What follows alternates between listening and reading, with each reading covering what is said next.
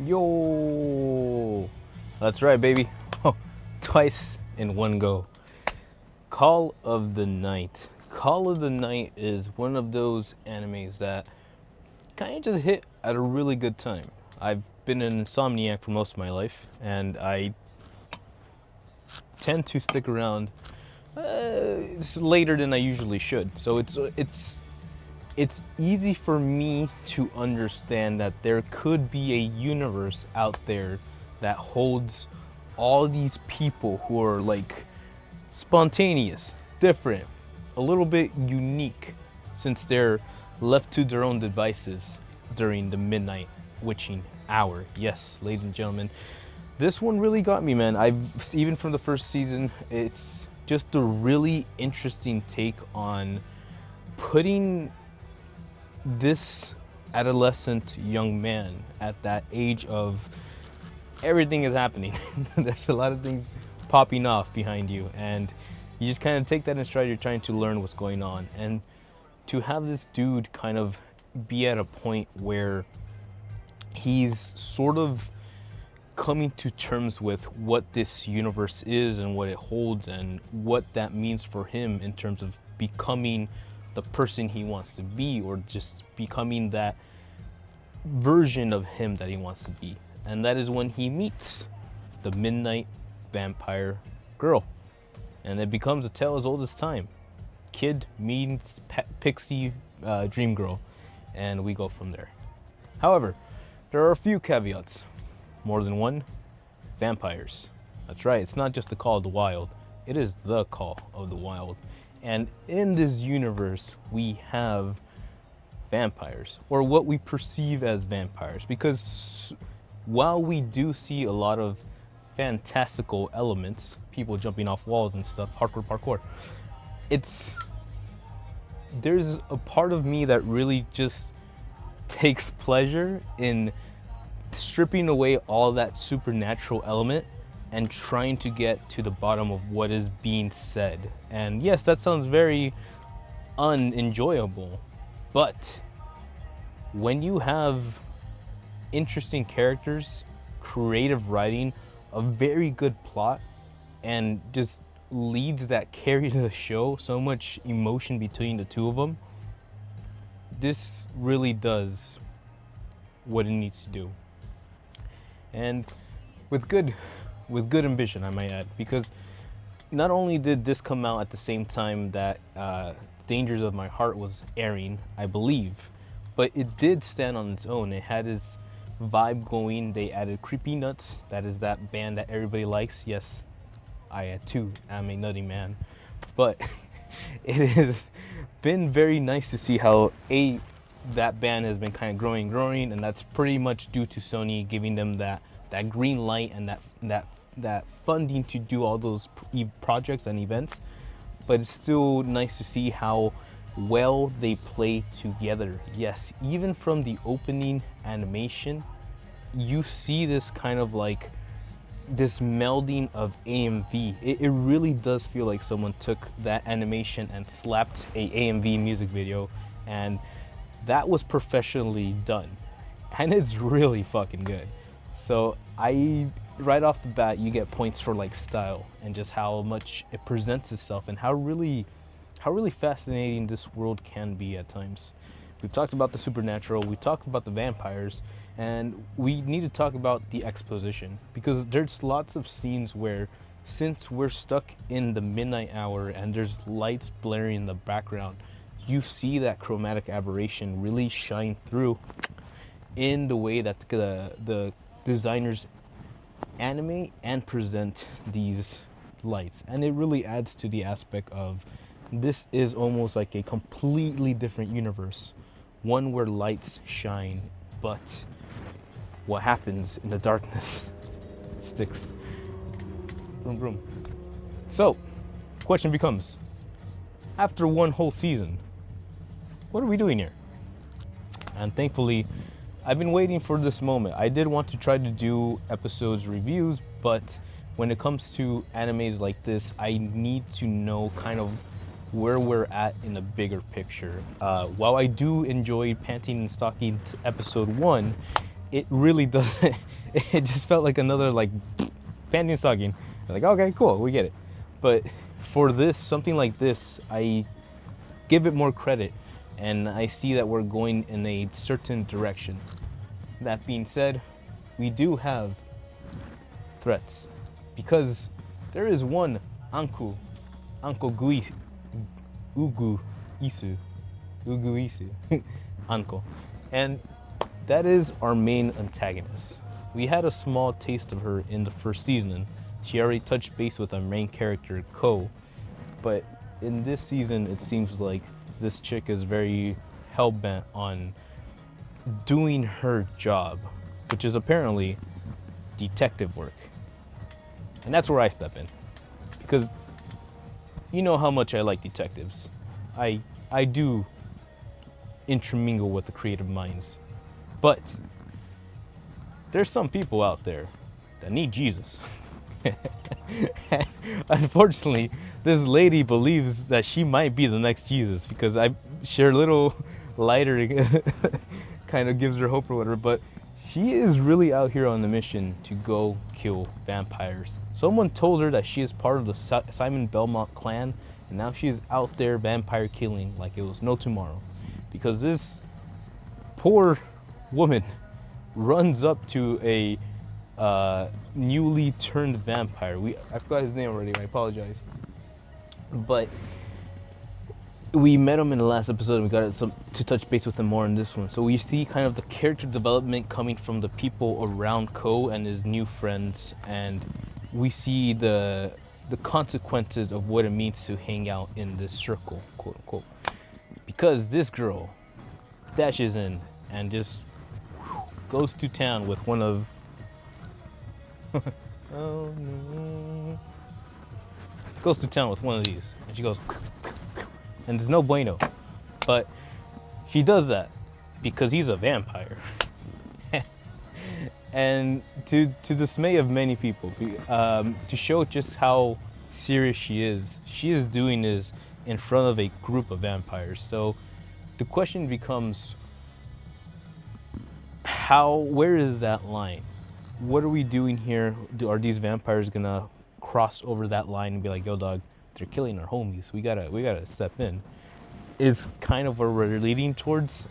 Whether how far they take it and like how much of a battle this ends up being, because this isn't really a shonen, this isn't really like, at least from what I understand, it's not necessarily the superhero action-packed special, but I can see something coming out of all this. Because again, from the beginning, we see these vampires do feats of amazement, but it's empty can. But if you really kind of look into it, you can always just look deep, right?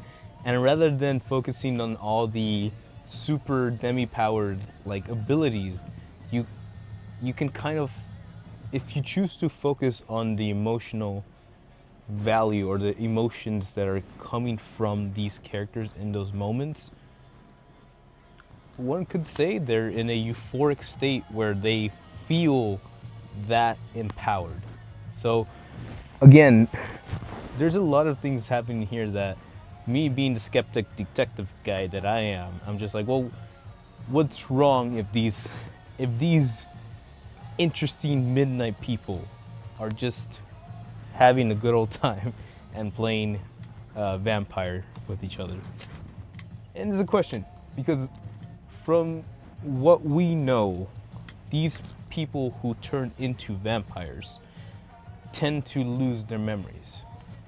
What does that mean, and how does that affect them, is something that we found out today. Because not only did this poor lady shank the dude multiple times, but apparently she pulled out his old glasses, because in the last episode he mentions, yeah, they're fake glasses. Like, once I became a vampire, my eyesight improved, but I couldn't get used to not wearing glasses, so I bought these hollowed out glasses.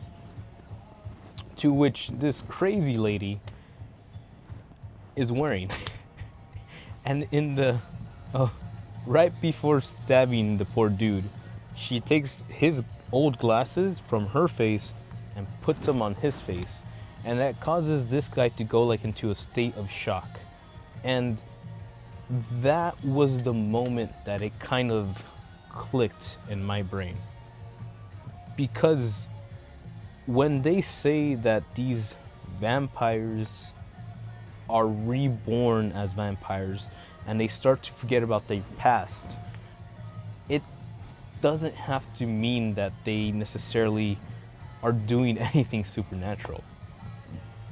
It could very well be that these characters all have traumatic pasts that they would rather not discuss, maybe talk about, and are comfortable with the idea of playing this make-believe universe where they're all okay because they have each other, right? Because they are a clan, the vampire clan. So it's pretty damn cool. I think we're going too deep with this on my corner, but again, this is what I do, baby. It's what I specialize in. And seeing how Nazuka has a very hard time like trying to delve into her past does remind me of an ex-girlfriend, or sorry, like a oh whatever, like a person who is still learning to like rebuild themselves after a big canon event. If you know what I mean, you know what I mean. Well, and that's fine. I think it's good to kind of have those moments of reflection and to go for that. But there does have to be a point where you come to terms with it, whether it be talking about it, accepting it, letting it go, and I mean like a legitimate, like, okay, well, there's nothing that can be done, so hereby I refuse to let this thing decide my actions any further. It is an irrelevant cause, and we move on. And we're gonna have to see that. I feel like there's still a lot of, obviously there's a lot of history that she's not able to remember, but there's still a lot of things that need to be talked about. And this chick is pretty interested about it, because we're thinking that she apparently only can remember like the first moments of her waking up in that apartment, and that has been her whole life ever since she became a vampire. So for her, it's more of a new starting point. She's told us the story about how when she first came to Kyoto, for the first time, she came by herself because she was excited and she wanted to find something. And I do believe that story is going to be touched on again. However, how far we get into it and how honest we are with each other is going to be the interesting part of it for me, at least. And like I said, this isn't necessarily a shonen anime battle action series with vampires. It is a personal, or it is a communicative event featuring vampires. For those of us that don't know, this is the same creator as the person who wrote Dagashi Kashi, which is another anime that aired out during the Funimation era. But you can see just the how each character has a unique spirit, and how they all bring something to the table. And while it's not always what you're expecting or what you're looking for, you learn to kind of value it because it is a part of your family or the group that we've decided to build together. So that's fun. Where we get there, where we go, we get the final moments of deciding that yes, we need to find out about history, because if we do not find out about history, then that detective lady is going to find out about history, and she will use history to stab you in the gut. So how that goes, how that works, hospital trip. Yes. It's it's there. It's interesting. Midnight workers, late night hours, registered nurses. That's all you need to know. We meet the vampire. We meet the final vampire. A person that Nazuka knows, but not somebody that, let's say, is quite the friendliest. And to realize that this person is a registered nurse who works nursing hours. Oh yeah, is that one girl that was working? Yeah, okay. Nursing hours it says things. Says things. Let me just say that I've heard a lot of, I've know registered nurse people, and I've heard registered nurse stories, and that's wild. So like, again, adding to the whole idea that these group of people are just either very traumatized or just very like people who experienced a lot. There's a scene where like Nazuka and Ko are talking about the plan and like what's going on, and they get to the topic of how old is she, like trying to pressure her into kind of remember something, like anything that we can work with to save you or protect ourselves or go from there. And the whole idea of like her coming up with the idea that she's 30 to 40 years old or whatever is a really interesting concept. Like again, we're coming to the point that like, yeah, maybe this could all be real. They could all be vampires and they're all doing supernatural abilities. And for the sake of things, I'm gonna say yes. That is exactly what is going on in this universe. However, for the sake of literature, masterment? No. I had a good word for that. Literature.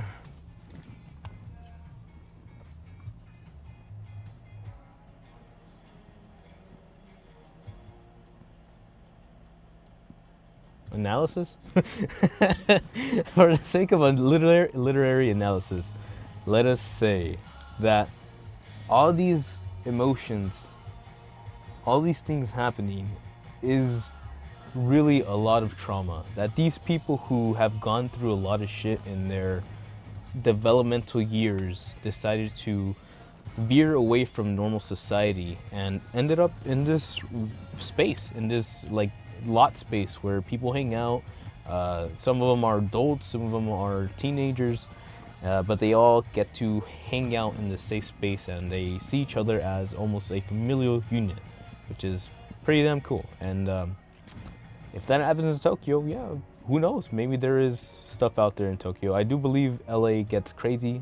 There's a bit of times I get down over there, but you know, different rules, different universes. And it's not until the very end where we finally get Ko to stand up to the new vampire friend, who is kind of playing it cool, right? We've understood that in Nasuka's apartment there was a wallet that had an ID for a patient in this specific hospital, and while this chick kind of has a mini reaction, she completely shrugs it off, like if it has nothing to do with her. So our good man Ko, the goat, turns around and asks her to be straight up honest. But of course, nothing's ever easy with these vampires, because just like our friend ran up to stab someone else in the stomach, this vampire lady gives him the look and says she'll do it, but under one condition. And that, ladies and gentlemen, is where we end episode 3. I like this show a lot. I've gotten to the point in my life where I'm not really looking for solo leveling. I'm not really, I like Demon Slayer, like I do like Demon Slayer, but I think I'm more impressed by how nice the animation looks rather than like, oh, this fight is happening or whatever. And maybe that's just an anime thing. Maybe like we've got to a point where unless it's real physics, like fighting doesn't really get me as exciting because it's all magic and smoke and mirrors. But to be able to come around and just have a chill time with shows like this is what makes me stick around. I would say I came into this medium, honestly, straight up, I came into this medium because I was trying to watch the Naruto versus Pain fight, and 15, almost 20 years later, shit, yeah, about 15 years, almost 15 years, 10 years later, about 10 years later, we're out here and like everything has just changed and grown. But the shows that are really still grounded, the shows that really kind of present like serious topics, but without making it too cartoonish, if there's any way to present that, and or without too cartoonish, whether that means without being super gory or being like fake and like almost not being taken seriously. And yeah, just to see the beautiful scenes in this, right? The character designs are awesome. I do really like a lot of the characters, but their personalities also stick out, and you get to a point where you understand that these people are who they are, and that's either going to be a problem down the line, or you're going to learn to respect them. Because I didn't really vibe with the glasses dude that got shanked today in this episode, but there was a scene with him and the girl that turned him into a vampire, who was kind of a cute, what's her face? Delinquent girl. She has blonde hair. What are they called?